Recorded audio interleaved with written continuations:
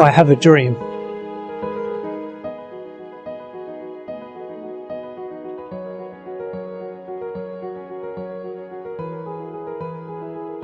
The dream of creating ARA developed over many years. I've been an animal lover all my life. I've supported animal sanctuaries, shelters in England. I moved to Portugal 25 years ago. 15 years ago I rescued a retriever from an animal shelter in the Algarve.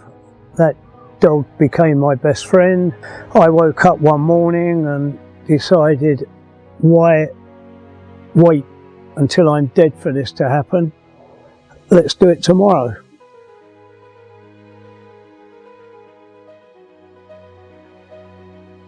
Most people regard Portugal as an advanced European country, but when it comes to animal welfare, I'm afraid it's not.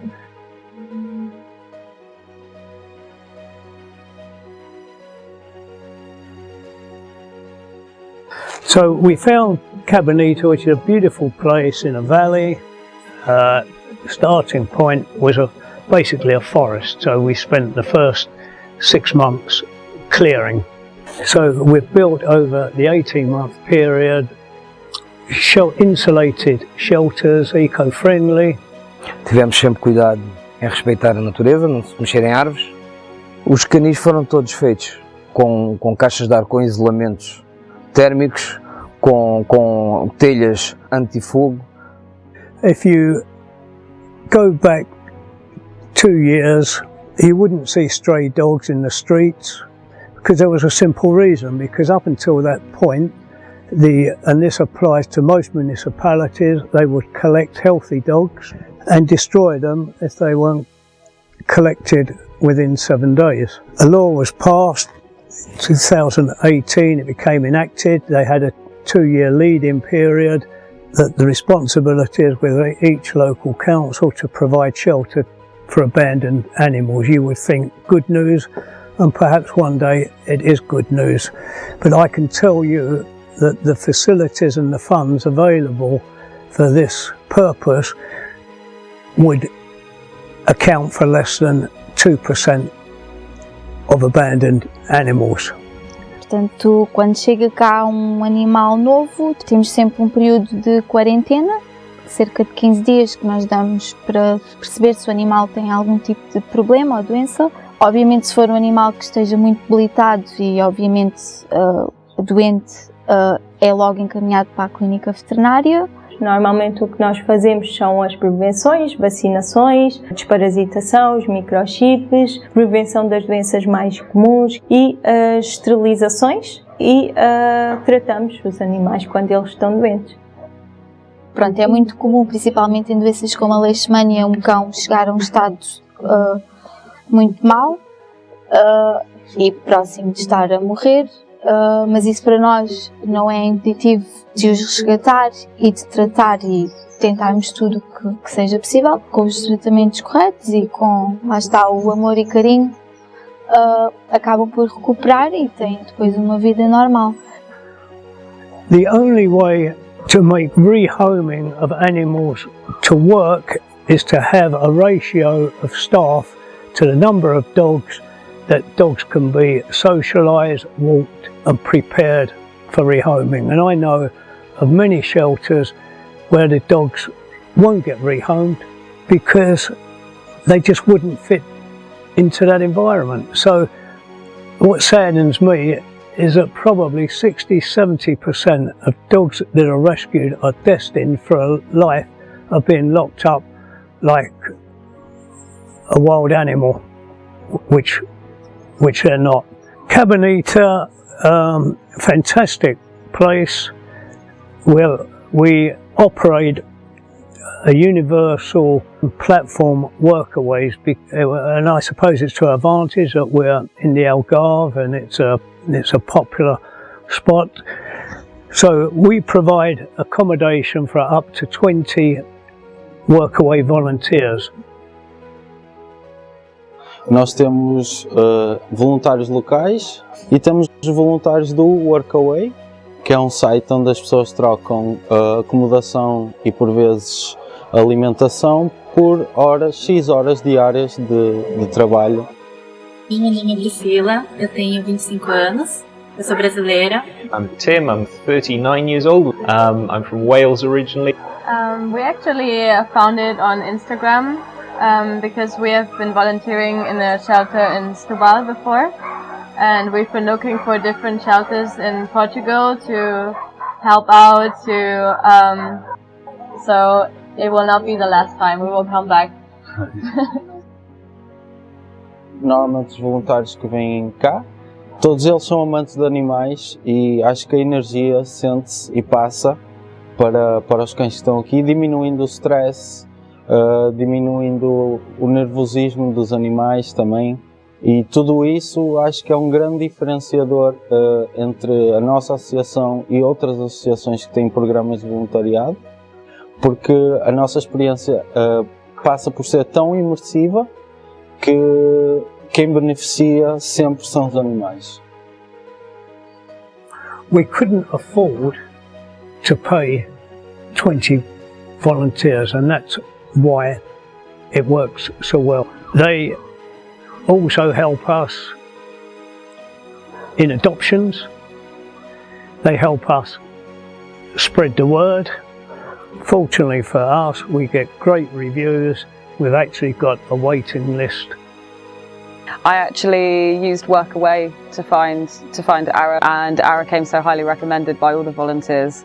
I originally came for 3 weeks and then ended up staying for 2 months, and now I'm working here, so everything has gone really, really well for me. So I discovered ARA on a website called Workaway because I always wanted to work at a dog shelter. Since I was little, I always wanted to help street dogs and stuff. I was a volunteer for 3 times actually. I always came back, and then they asked me if I wanted to start working here, and yeah, of course I wanted to because yeah, I love this place and yeah, it's amazing. We're very proud, we're very pleased with what we've achieved, the lessons we've learnt, and because the main reason we're here is to save animals, but then ultimately find for them a forever home, and we're doing that very successfully. We are now averaging 25 a month. A meu ver, aquilo que o ARA tem, que é uma mais-valia na qualidade de vida dos animais, passa pelas nossas regras, que são fundamentais.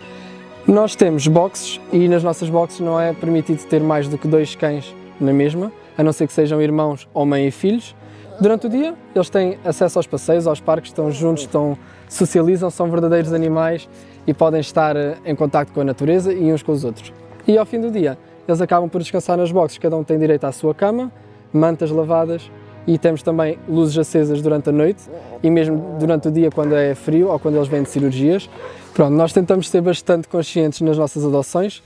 Quando uma família quer adotar um animal, nós pedimos sempre que essa família se desloque ao abrigo no mínimo 2 a 3 vezes, especialmente no caso de cães adultos, para que possam criar um elo de ligação e não seja uma mudança drástica no seu ambiente. As famílias, quando adotam um animal, assinam um termo de responsabilidade. Os animais nunca são levados pelo tutor, somos sempre nós, membros da equipa, a levar o animal até à casa da família. Nós o que vamos avaliar é se, de facto, o animal vai ter acesso ao interior, se já tem animais, se esses animais vão reagir bem com a presença do novo animal, se vão ser, de facto, membros da família. Para nós é importante ter um feedback constante dos animais que saem do abrigo.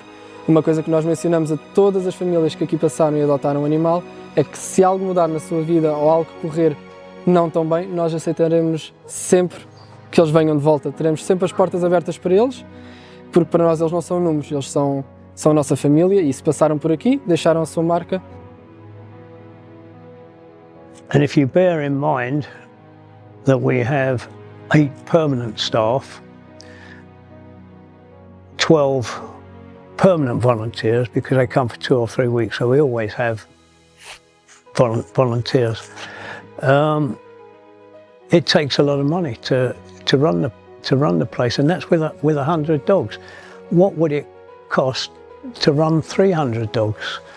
Our costs are split into three basically: vet's cost, dog food and wages. These places cost a lot to run, but there is significant money there. There can be monies there, even international money. I mean, when you look at, dare I say, the UK again, the charity monies that come into institutions, particularly like dogs' homes, is huge. Portugal is not a big charity-minded country. That's just a fact. It just doesn't have that kind of background. So raising funds and raising monies to run places like ARA and others is critical. Existem muitos animais que não podem vir para o abrigo de imediato quando eles são resgatados. Cães e gatinhos recém-nascidos que são jogados no lixo, e também muitas vezes animais que vêm com um problema de saúde severo, sofreu um acidente grave e precisa de uma atenção especial. Então, as famílias de acolhimento temporário, elas são fundamentais nesse processo. Quando uma família decide fazer FAT, que é a família de acolhimento temporário de algum animal a cargo do ARA, a nossa associação se encarrega de tudo que esse animal precisar, desde a alimentação a cuidados médicos veterinários, enfim, mantas, toalhitas, resguardos, tudo que ele necessitar, até que eles possam vir com as vacinas devidas ou já recuperado do acidente que tiveram. No caso de animais idosos e com algum tipo de deficiência, é fundamental que tenhamos famílias de acolhimento temporário para eles. Um abrigo não é um lugar para que eles possam viver. Então, pelo menos que eles tenham um lugar mais confortável, tranquilo. E a essas famílias que decidem fazer isso, nós chamamos de família de acolhimento temporário definitivo, que é até enquanto o animal viver, ele vai poder estar lá. Quando eu comecei, eu não sabia praticamente nada, não sabia nada. Fui pesquisar na internet, tive alguns problemas no início e desde então eu não parei mais. Eu agora, se me perguntarem, já não sei quantos animais eu já fiz família de acolhimento temporário deles. Quando a gente encontra uma família de acolhimento temporário, é como se fosse uma joia para o abrigo. Essas famílias estão dando a chance de a gente ajudar mais animais. Hi, welcome to WOOF. The charity shop is a fundamental way of ARA being able to get funds to support the ongoing costs. So the first WOOF charity shop opened over 4 years ago now in Almanzil, and our first shop was a huge success. Due to this, we then opened our second shop, which is in Lule, and just last May in 2024, our third shop in Troto opened, and that has been a huge, outstanding success for the charity shop so far. The brand or the motto of our charity shops is worn only once, fashion and furniture. The items that we have in store are very high quality, and we ask any donations to, we have a high standard. This enables us to raise as much money as possible for ARA, and we accept donations from furniture, household items and clothing within the shops. All of our shops are completely run by volunteers, and at the moment we have over 70 volunteers supporting the shops. They give up their free time every week to come in and help us in the shops. They run the shops completely, are so important to everything that we do here. So now you've seen ARA, but that's not the full story, because in addition to the shelter, we created a large-scale community project aimed at the capture, sterilisation, and then we provide food, shelter for in excess of 2,000 feral cats annually. Much of this work is carried out in our own non-profit clinic. And actually at this moment we are discussing a new initiative whereby we will make the clinic available 2 days a week for low price sterilisation, chips, etc. for families in need in the district of Lule.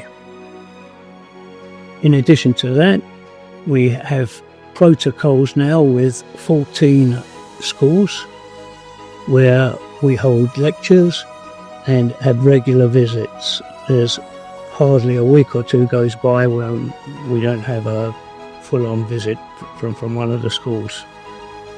And finally, I'm very pleased to share with you our biggest pleasure, which is the transformation in so many of our rescued animals, as you can see.